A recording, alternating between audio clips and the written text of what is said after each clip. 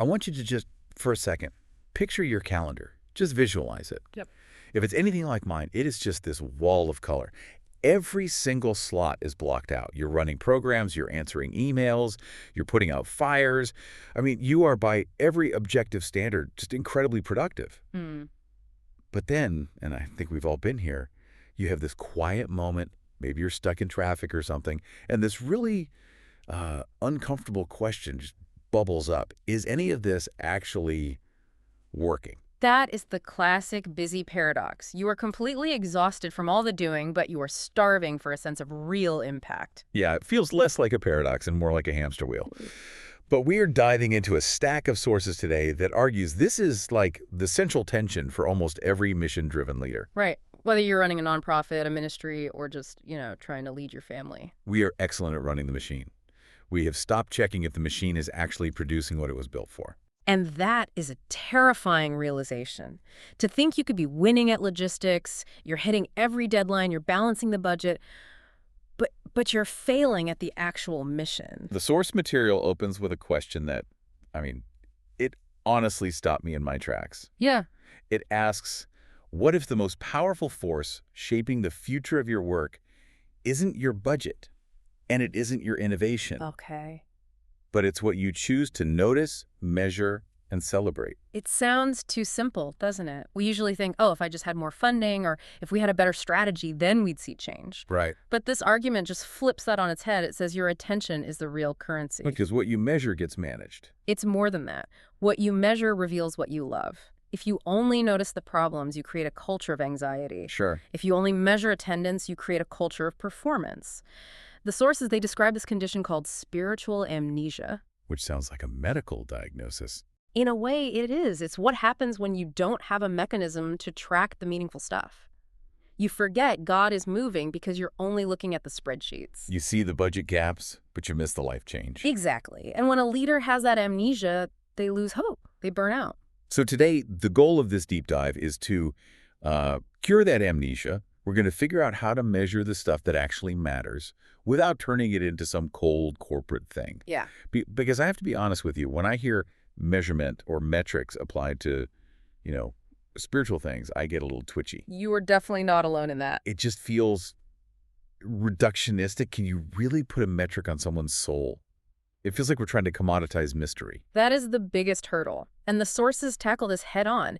They argue that our resistance to measuring, it usually comes from a misunderstanding of what biblical measurement actually is. Okay. We think measurement is about control, like trying to force an outcome, or it's about comparison, trying to prove we're bigger than the organization down the street. Which, let's be real, is exactly how numbers are often used. We had 500 people this weekend. It's a flex. Right. That is what the text calls a worldly metric. It prizes speed, scale, and visibility. Bigger, faster, louder. But the sources distinguish that from kingdom metrics. Meaning what, exactly? Meaning stewardship. If you look at Scripture, God is a counter. He counts the stars in Genesis. He organizes the tribes in Numbers. Jesus talks about a shepherd leaving the 99 to find the one. And you can't know one is missing if you haven't counted the 99. Exactly. That's a fair point. So counting isn't inherently unspiritual. It's about why you're counting. Precisely. It's about attentiveness. If you're a farmer, you don't count the fruit to brag to your neighbors. You count the fruit to know if the tree is healthy. Okay. Kingdom metrics prize faithfulness, endurance, transformation. It's shifting the question from how many showed up to who is being changed. Okay, but let's play devil's advocate here. Who is being changed is infinitely harder to track than how many showed up. Oh, way harder. A head count takes 5 minutes. Yeah. How do you measure if someone is becoming more like Christ? That feels entirely subjective. It is harder. It requires proximity. You can't measure transformation from a distance or from a dashboard, but the material gives us a framework for this. They offer 3 specific indicators to look for. So it effectively replaces the old butts and seats metric. Right. Let's walk through those. Because if I'm a leader listening to this and I delete attendance from my spreadsheet, I need to know what to replace it with. The first one is participation. But, and this is key, they define it as moving from consumer to contributor. So not just showing up to watch the show. Exactly. The metric is breadth. In a lot of organizations, you have the 80-20 rule, right? 20% of the people do 80% of the work. Or sometimes the 90-10 rule. Sadly, yes. So you're measuring that shift in ownership. Are people moving from the audience to the stage? And I don't mean literally holding a microphone. I mean, are they initiating service? Yeah. Think of Isaiah. Here am I, send me. That is the metric. Mhm. Is the engagement passive or active? So if I have a room of 200 people sitting quietly, that's one thing. But if I have 50 people who are actively serving their neighbors, the kingdom score, if we can call it that, for the 50 might actually be higher. Because you're measuring agency. Yeah. You're measuring people taking responsibility for the mission. The second indicator is the big one, spiritual formation. This is the depth. Okay, this is the one I struggle with. How do you quantify spiritual depth? Do you, give them a quiz? Please don't give them a quiz. The source material uses the tree analogy. Fruit doesn't make the tree alive. Fruit is the evidence that the tree is alive. Okay. So you look for the fruit of the Spirit. Love, joy, peace, patience. But again, practically, Yeah. how? Do I ask them, on a scale of 1 to 10, how patient are you? You could, but self-reporting is notoriously unreliable. We all think we're more patient than we are. Right. This comes back to relationships. This is why small group leaders or mentors are the data collectors, not the lead administrator. You're looking for evidence. So it's observational. It has to be. For example, how does this person react when plans fall apart? 2 years ago, they might have exploded. Now, do they have a sense of peace? That's a data point. You look for engagement with Scripture, not just reading it like a textbook, but letting it read them. Mm-hmm. Are they softer than they were last year? Are they more generous? If you have someone who has perfect attendance for 10 years but has become more bitter and stingy, your current metrics might say they're a success. Wow. Kingdom metrics would flag that as a crisis. That is a heavy realization. You could have a successful organization full of spiritually stalling people. And that is why the third indicator is so important. It prevents us from just becoming a holy huddle. It's missional impact or reach. Is this just evangelism? It includes that, but the concept is centrifugal maturity. Physics class flashback. Centrifugal force pushes outward, away from the center. Yes.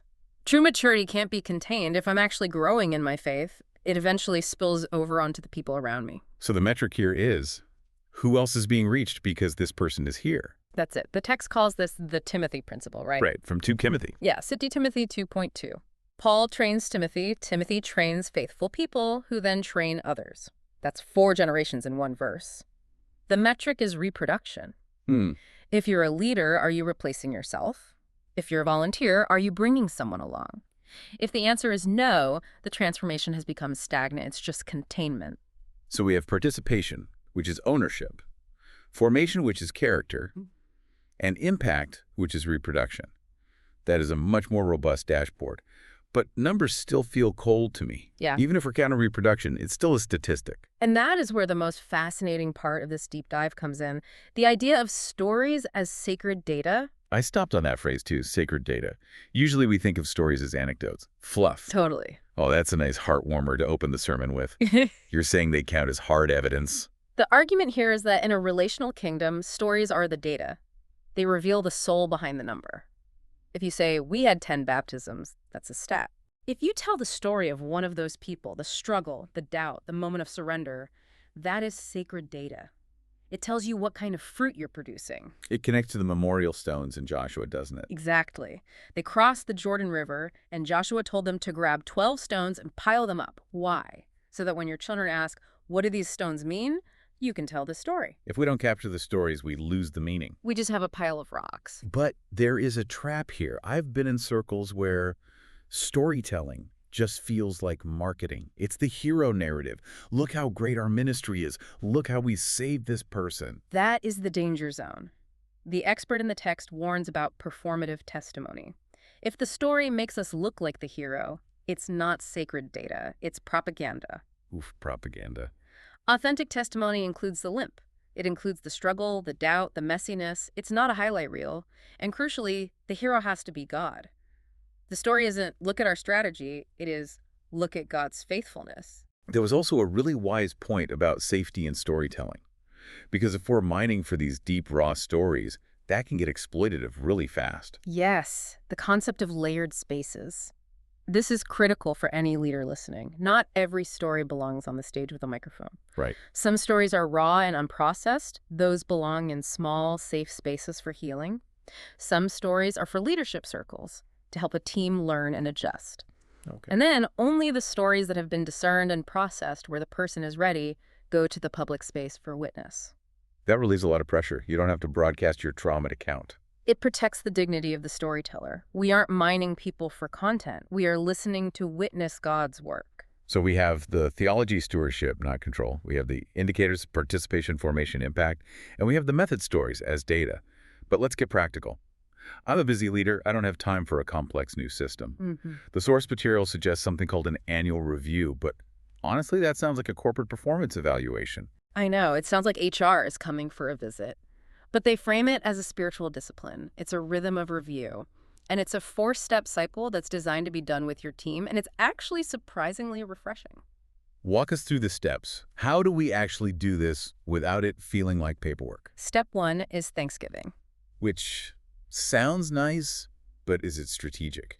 It's actually combat. It combats cynicism. When you're in the grind, your brain highlights the problems. You literally forget the wins.